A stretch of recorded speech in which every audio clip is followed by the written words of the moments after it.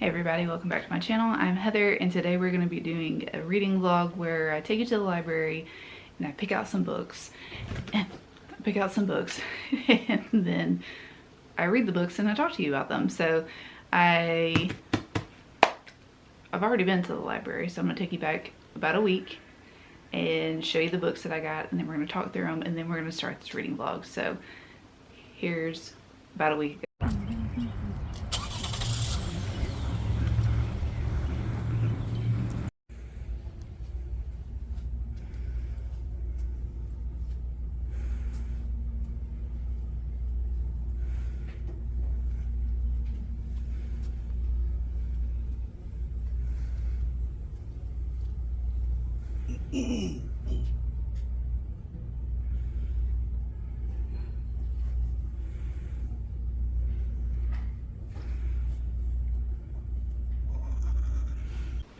So that was my new baby's first time to the library, and when we went I saw 3 thrillers that I really wanted to read from last year but I just didn't get a chance to. So the first one is The Perfect Ruin. This is about Ivy, and Ivy's family was taken away from her as a young child, and now that she's 20 years old she finds out that this woman named Lola is the one who actually got her family killed or got her family taken away from her. So Ivy has decided that she is going to take everything away from Lola and become like a friend, like keep your enemies closer type deal. So Lola is considered like a big socialite, so Ivy is determined to become a socialite herself and become a friend and become a close person in Lola's circle to destroy her. So that sounds right up my alley. Sounds right up my alley. The next one is The Senator's Wife, and this is by a co-author, Liv Constantine. I believe that they're sisters. This is about a woman named Sloane, I believe. Yes, Sloane, and Sloane has lupus. And Sloane has been very sick, but then this woman named Athena is there to help take care of her, but Sloane continues to get sicker and sicker, and Athena is becoming friendly with her, trying to figure out Sloane's life. So everybody's thinking that Sloane is just like getting sick, where maybe Athena is the one who is actually making her more sick than she actually needs, or than she actually is supposed to be or needs to be, or whatever. It's gonna be a psychological thriller. So I've heard pretty good things about this book. This book is also Reese's Book Club. Is this one Reese's Book Club? I don't know. This one's not Reese's Book Club, but this one is considered Reese's Book Club. So it has like pretty good reviews on it, and I'm seeing a lot of good things about it. So we're gonna read that for this video. And then the next one is The Retreat. So I ended up reading the first book by this author. I can't remember what, I think it's the Sanatorium or something like that. This is a detective mystery thriller, and I didn't particularly like the first one, but I've heard that people who didn't like the first one will like this one. This one is about a retreat that is set on the coast of England, and there have been mysterious deaths happen here, and then Erin, who is our detective, is at the retreat and somebody ends up dying, so she has to figure out the case. The reason why I didn't like the first one is because Erin wasn't really, she was more two-dimensional than anything, and the writing style wasn't my favorite. But again, that was this author's first book, so hopefully this book will be a little bit better. And I've heard good things, so we shall see. This one has a super high rating, and this one was part of Reese's Book Club as well. So those are the 3 books that we're going to be reading for this video. You'll probably see some family time in here too, because my husband and I are at home on maternity leave. So these are the 3 books that we're reading for this video.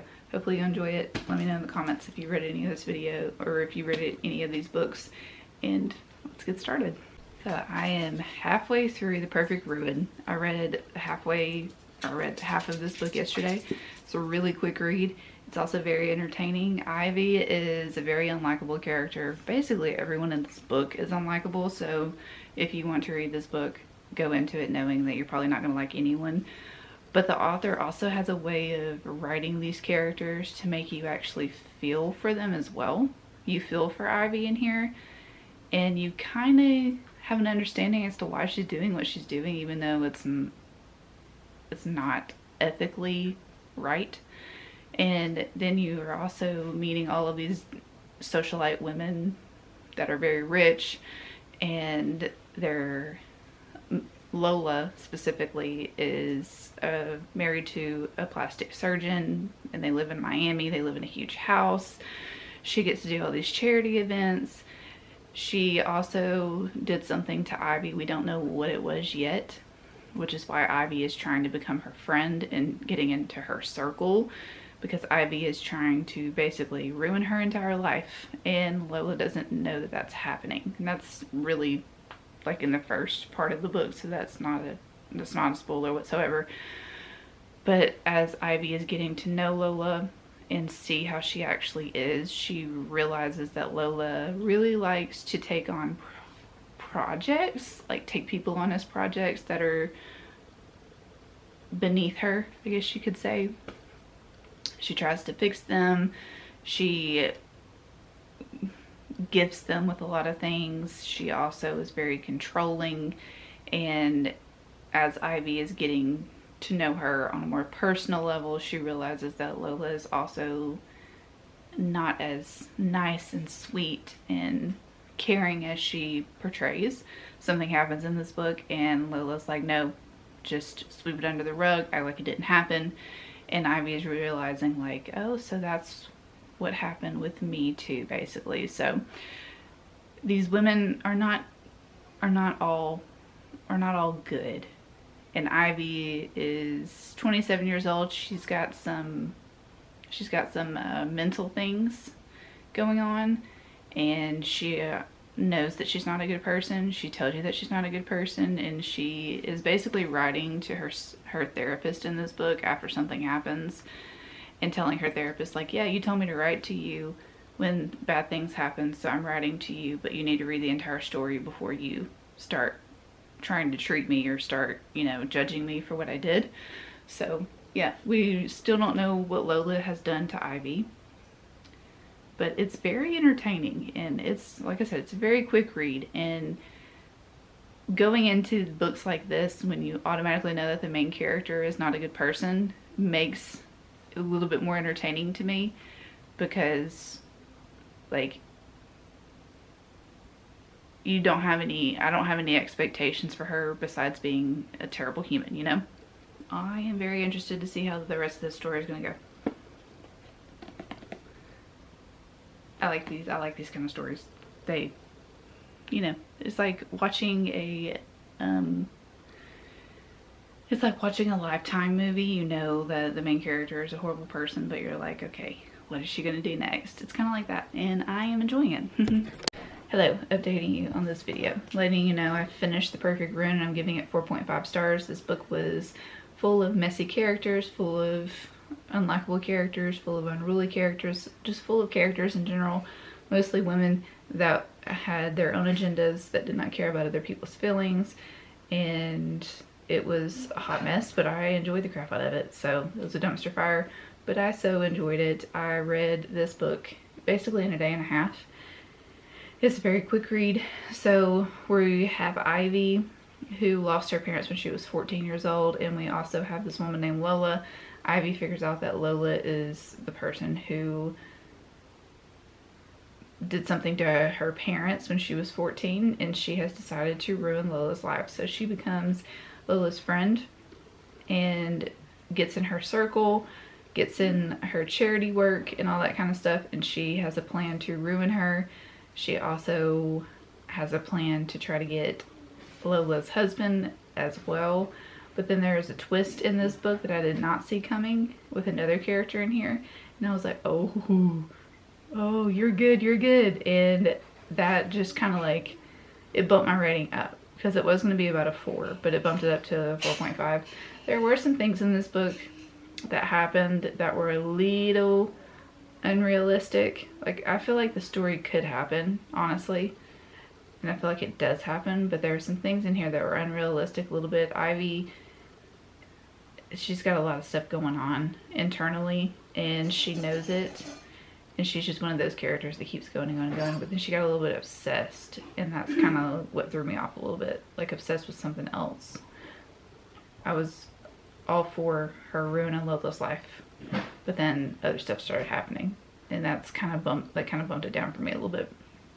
But overall, really enjoyed it. I will be reading from this author again. She primarily writes romance, but has started to write thrillers. And if the thrillers keep going like they're going with this, or if they have the same kind of like tone as this, I know I'm going to really enjoy her books, and I'm going to check out her romances too. So The Perfect Ruin, 4.5 stars, very good, and I highly enjoyed it. No, going into this book, if you decide to read it, all the characters in here are unlikable.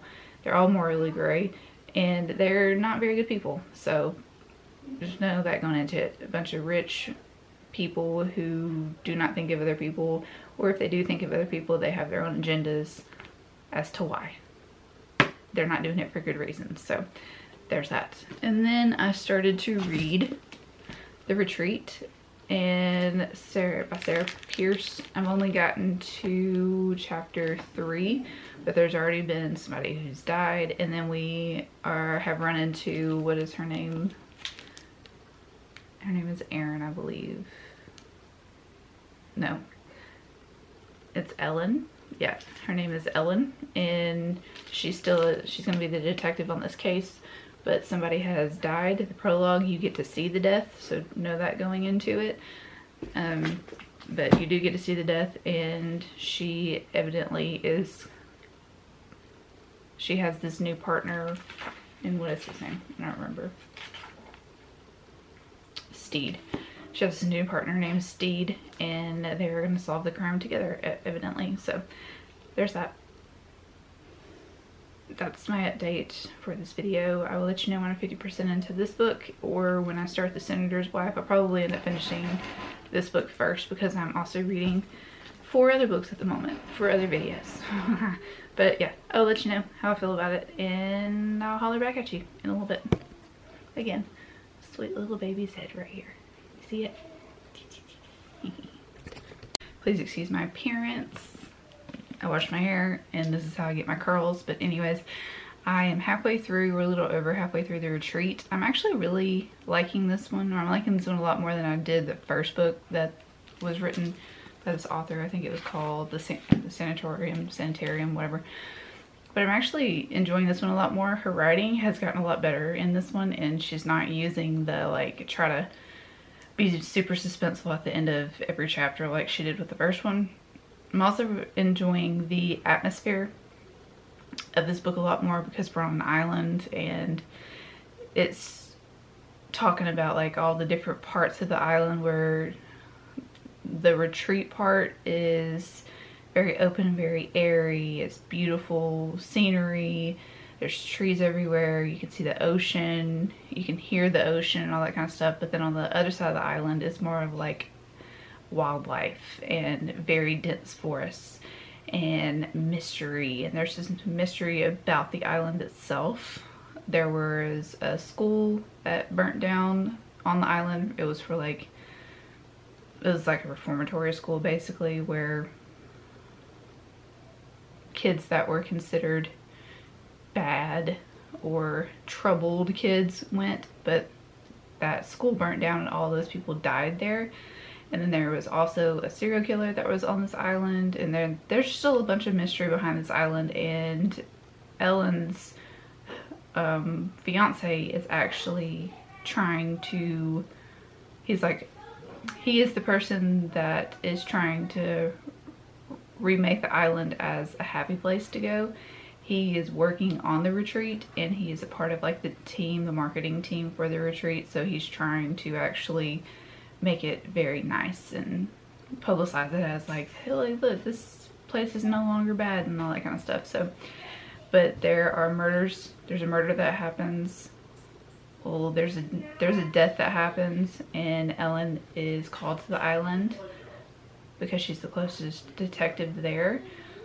So she is going through all of her detective work with her new partner, and you're getting to meet the group of the person who actually died, and there's a lot of mystery, there's a lot of secrets between them. It's a sibling group with their significant others and a cousin as well.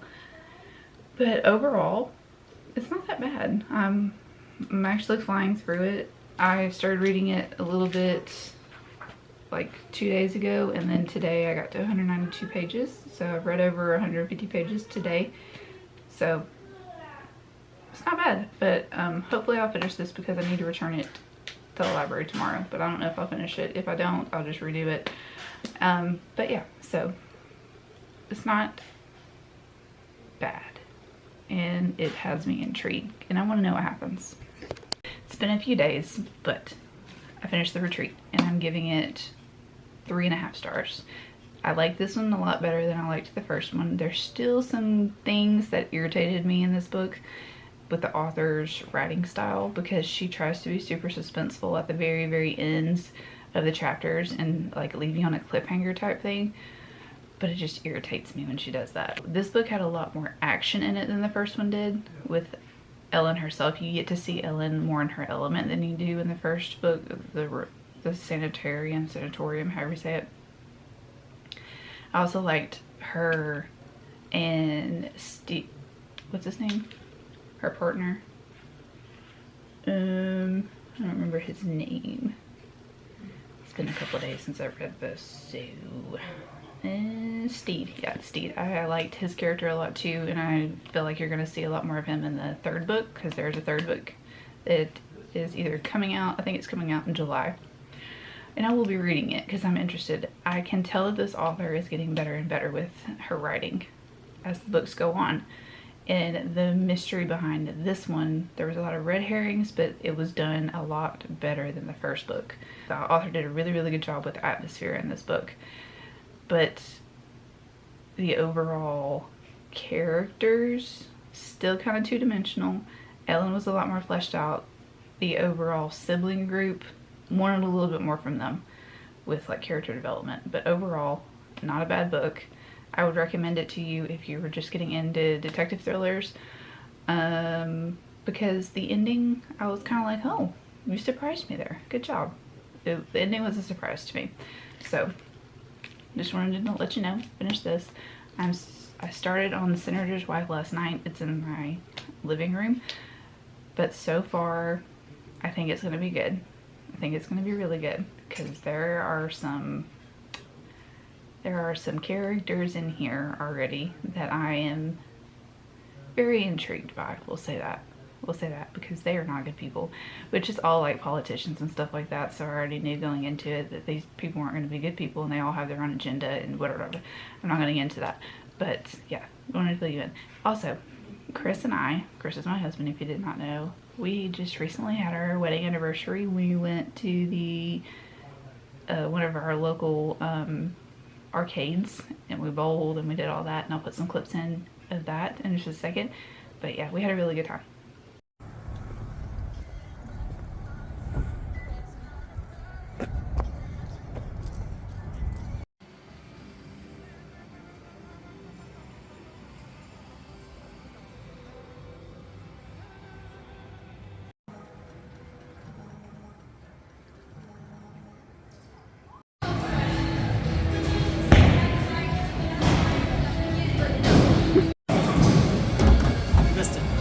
I didn't. I'm halfway through this book right here, and really nothing has happened that is not in the synopsis. This is about Salone, and she's married to this guy named Whit. At the very beginning, she's married to someone else. Something happens to Whit's wife, and something happens to Salone's husband, and it brings Whit and Salone together, and they end up getting married. He's a senator, and her husband before him was also a senator as well, so she is deep into the, like, politics. This is very political, which I knew going into it, and I'm not a very big fan of politics in any way, so I haven't enjoyed that aspect of the book. Then we also have a woman named Athena, and Athena is the caretaker for Salone because Salone has had hip surgery. She also has lupus, so she's having having a hard time right now. She's always in pain. She needs some help, especially after her hip surgery, and she is obviously needing some help. She's getting worse. She's supposed to be getting better, but she's getting worse. And I mean, obviously Athena is doing something to her, and Athena, you know, has an agenda going into this. There are like little scenes here and there of her and a guy scheming something, but we don't know what it is. We don't know why Athena's in the picture. And yeah, so that's basically it. We're just trying to figure out what Athena is going to do. There's also a woman named Rosemary who was Salone's ex-mother-in-law. Would you call her ex-mother-in-law, since Salone's actually, I don't know, her mother-in-law. And Rosemary is thinking that something nefarious is going on. So yeah, she's doing her own investigation. There's a lot of money talk. There's a lot of political talk, like I said, in here. There's a lot of psychological talk that's in here about like people being crazy and all that kind of stuff. Then we also have this woman named Madeline. She's the villain, obviously. She's always trying to get with Wit and make Salone's life a living hell. So there's that. But yeah, so far it's okay. I'm just waiting for something to happen. Hello. So I wanted to fill you in and let you know I finished this book, and I'm giving it 3.25 stars. I enjoyed the first part of this book, like the pacing of it and the overall mystery of what was going on with Salone. And by the middle to about 3/4 of the way through, the pace of this book got really weird to me, and it felt like it was going super quick and then it would slow down, then super quick and it would slow down, and it just kind of felt off to me. The dialogue in this book was very cringy at times too, especially when it came to Wit or any of the men in this book, honestly. And I really wanted to know more about Athena and her background. She was very interesting to me, and the twist at the end with her and Wit coming to head about what was going on in this book, I thought it was very interesting as well, and I wanted to know more about that. There was a lot of watching Salone's downfall, which I know was part of this book as well, or like it was the main focus of this book, but I wanted more of Athena rather than Salone. It was really sad to watch Salone go what she went through, and it was really sad to find out the twist at the end as to who was actually making Salone really sick. Salone has lupus, and she just started to go downhill really quickly when Athena came into the picture. And yeah, it was just very interesting. These authors do know how to do a good twist, but just like some of the pacing in here, like I said, was really off for me. And some of the time jumps in this book were really weird too. I don't know, just a little off in places for me. So 3.25 stars. If you are looking for a good psychological thriller that has a little bit of a political intrigue in it too, pick up this book. It's not a bad book by any means, but it's just something that kind of, there's something off, you know, something off for me in this book. But I have to return these library books in 2 days. Glad that I ended up finishing this book when I did, and I'm hoping to do more library hauls like this and more library reading vlogs like this too, so you can see a little bit of the fam bam and you can see a little bit of my everyday and all that kind of stuff. I enjoyed this video. I hope that you did too, and I will see you on the next one very, very soon. So stay tuned. Let me know in the comments if you've read any of these books, if you liked any of these books, if any of these books intrigued you for you to read them, and let me know what you want to see next. I'll see you later. Bye.